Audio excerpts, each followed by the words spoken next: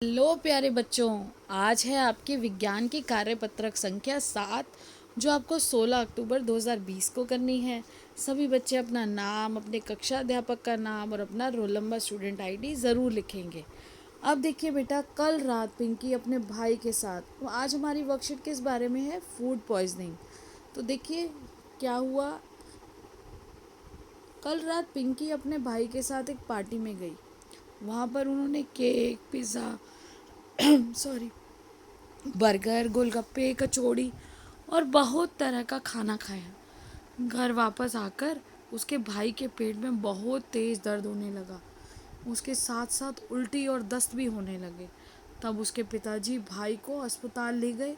जब डॉक्टर साहब ने बताया कि उसके भाई को फूड पॉइजनिंग या खाद्य विषाक्तन, जिसको फूड पॉइजनिंग को हिंदी में क्या कहते हैं बेटा? फूड हो गया खाद्य, पॉइजन होता है विष, और फूड पॉइजनिंग को बोलते हैं खाद्य विषाक्तन। खाद्य विषाक्तन हो गई है। अब देखिए पिंकी कहने लगी, खाना तो हमें ऊर्जा देता है, तो यह विषाक्त कैसे हो सकता है? आज हम जानेंगे कि खाद्य विषाक्तन या फूड पॉइजनिंग क्या है। तो देखिए, फूड पॉइजनिंग या खाद्य विषाक्तन होने पर व्यक्ति के लक्षण। जब कभी आपको फूड पॉइजनिंग या खाद्य विषाक्तन होगा तो उल्टी होती है, दस्त हो जाते हैं, पेट में बहुत तेज़ दर्द होता है, भूख नहीं लगती और कई बार बहुत तेज़ बुखार भी हो जाता है। ये सभी क्या है? ये लक्षण है फूड पॉइजनिंग के, यानी कि खाद्य विषाक्तन के।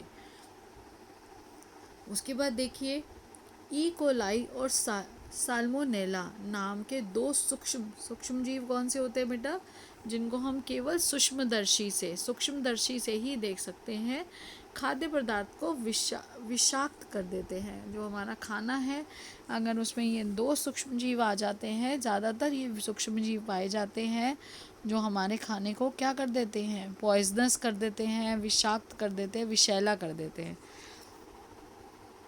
अब देखिए, खाद्य विषाक्तन से बचने के उपाय।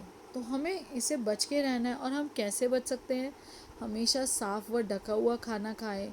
खाना खाने से पहले व बाद में खाना बनाने से पहले हाथ ज़रूर धोना है। हमें खाना खाने से पहले, खाना खाने के बाद और खाना बनाते समय हमें हाथ ज़रूर धोने हैं। सब्जियां व फलों को अच्छी तरह से धोकर खाएं। कच्ची सब्जियों व कच्चे मांस को अच्छी तरह से पकाएं। कोशिश करें कि हमेशा ताज़ा खाना खाएं। यदि बच जाए तो उसे तुरंत ही कहाँ रखें? तुरंत फ्रिज में रख दें। अब देखिए आज के हमारे प्रश्न। पहला प्रश्न है, खाद्य विषाक्तन किसे कहते हैं? तो ये देखिए बेटा, खाद्य विषाक्तन किसे कहते हैं? खाद्य विषाक्तन या फिर फूड पॉइजनिंग क्या है? खाद्य विषाक्तन जब हमारे शरीर में जो खाद्य पदार्थ है, वो जब आप पुराना खाना खा लेते हो या बासी खाना खा लेते हो जिसमें सूक्ष्म जीव की उपस्थिति होती है, वो हमारे पेट में जाकर क्या करता है? वो हमारे पेट में जाके पेट खराब कर देता है। हमें वो विष दे देता है। और उस विष के कारण क्या होता है? हमारे पेट में क्या हो जाएगा बेटा? उस विष के कारण फूड पॉइजनिंग हो जाती है। और फूड पॉइजनिंग के, अब देखिए यहाँ पर इसका उत्तर सूक्ष्म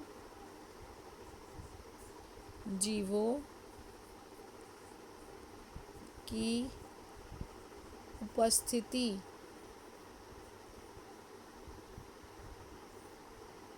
के कारण भोजन विषैला हो जाता है।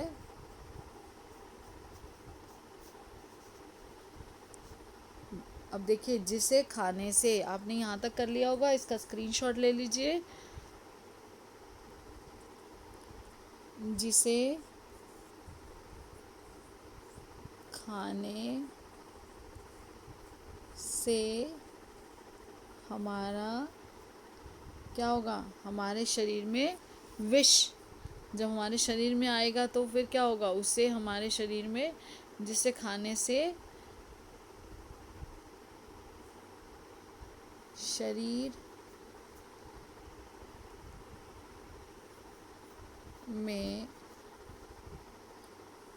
विष शैले पदार्थों के कारण हम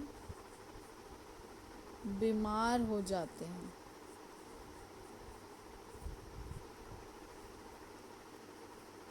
या फिर पेट में जो दर्द होता है उसे क्या कहते हैं, फूड पॉइजनिंग या फिर खाद्य विषाक्त। अब देखिए सूक्ष्म जीवों द्वारा खाद्य विषाक्त कैसे होता है। जो मैंने अभी आपको बताया कि सूक्ष्म जीव जब हमारे खाने में होते हैं वो खाने में पनप जाते हैं, और जब उनके वहाँ पर ऐसा खाना जब हम खा लेते हैं तो क्या हो जाता है, फूड पॉइजनिंग। अब खाद्य विषाक्त होने पर मनुष्य के दिखने वाले लक्षण, तो देखिए खाद्य विषाक्त यानी कि फूड पॉइजनिंग होने पर बेटा उल्टी, दस्त, पेट में बहुत तेज़ दर्द, भूख ना लगना, कई बार बहुत तेज़ बुखार होना, ये उसके लक्षण हैं। ये खाद्य विषाक्त के क्या हैं, लक्षण हैं। ये आपका आंसर नंबर 3 है। इसके बाद देखिए 2 सूक्ष्म जीवों के नाम लिखिए जो खाद्य विषाक्त के कारक हैं। तो बेटा आंसर नंबर 4 है आपका, ये आंसर नंबर 4 है ई कोलाई और साल्मोनेला। ये ऐसे सूक्ष्म जीव है जो खाद्य पदार्थों को विषाक्त कर देते हैं, ऐसे खाद्य पर। अब देखिए किन्हीं 4 आदतों को लिखिए जिनको अपनाकर हम फूड पॉइजनिंग से बच सकते हैं। तो ये देखिए ये पांचों के पांचों बेटा आप लिख लीजिएगा अपनी कॉपी में, क्योंकि आपसे पेपर में एमसीक्यू के फॉर्म में अगर पूछा जाएगा या आपसे कभी आपसे वैसे पूछा जाए कि आप 5 लिखिए या 3 लिखिए, 2 लिखिए, तो जो आप आसानी से लिख सकेंगे वो लिखिएगा। लेकिन हमें अपनी नॉलेज के लिए सब पता होना चाहिए। तो आप ये पूरा जो है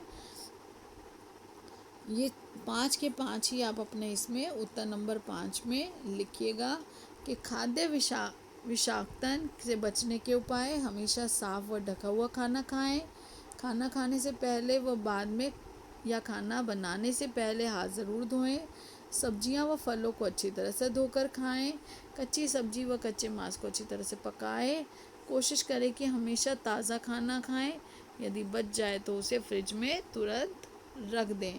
तो अब देखिए ये आपके सारे प्रश्न हो गए। और हमें कोविड, बेटा आपको पता है कि अभी हम कोविड-19 की वजह से ही आज दूर हैं और उसके कारण ही हम इस तरह से यूट्यूब से पढ़ रहे हैं। तो हम सब चाहेंगे कि हम सब वापस अपने स्कूल में मिलें, और उसी के लिए आपको जागरूक करने के लिए, आपके बिहेवियर में इसको लाने के लिए कोविड अप्रोप्रिएट बिहेवियर आपको सिखाया जा रहा है। और आज का कैप संदेश यानी कि कोविड अप्रोप्रिएट बिहेवियर जो आपका है वो है कोविड के विरुद्ध लड़ाई से सुरक्षित रहने के लिए मास्क पहने। तो आप सभी को कोविड के विरुद्ध जो लड़ाई है उसमें पार्टिसिपेट करना है। और हम कैसे करेंगे कि हम जो भी गाइडलाइंस दी गई हैं, दूरी बनाए रखना, 6 फीट या 2 गज़ की दूरी बनाए रखना, और जितना हो सके हम सभी क्या करेंगे, इस अवेयरनेस को आगे पहुंचाएंगे, सभी को समझाएंगे, मास्क पहनेंगे, सैनिटाइज करेंगे, नियमित रूप से अपने हाथों को साबुन और पानी से ज़रूर धोएंगे। और बेटा इसी तरह से हमें सबको ये जब मैसेज पहुंचाएंगे तभी वो चेंज आएगा और हम जल्दी से कोविड को हरा कर वापस स्कूल में मिल पाएंगे। तो कीप इंजॉइंग, कीप लर्निंग। बेटा अपनी बुक से चैप्टर ज़रूर पढ़िए, स्टे कनेक्टेड। आप यूट्यूब पे अपना चैनल सब्सक्राइब कर दीजिए, बेल आइकन को प्रेस कर दीजिए ताकि जैसे ही वीडियो अपलोड हो आपके पास नोटिफिकेशन आए और आप टाइमली अपना काम कर सकें। Stay blessed and stay healthy. Thank you, have a nice day and take care. बेटा एक चीज़ और आपको बोलनी थी कि अभी मुझे एक मैसेज मिला था कि सभी बच्चे अपनी बुक से चैप्टर को नहीं पढ़ रहे हैं, तो ये बहुत गलत बात है। अगर आप सिर्फ वर्कशीट करेंगे तो बेटा उसके कनेक्शन को, लास्ट वर्कशीट्स को भी एक बार अच्छे से गो थ्रू करिए, उस चैप्टर को रीड करिए आप माइक्रो ऑर्गेनिज्म का चैप्टर बहुत सारी वर्कशीट्स से पढ़ रहे हो, तो पहले उस चैप्टर को पढ़िए। सारी वर्कशीट्स आप देखना चाहें तो चैनल पे अवेलेबल है, आप उन्हें दोबारा एक बार देख के समझ लीजिए।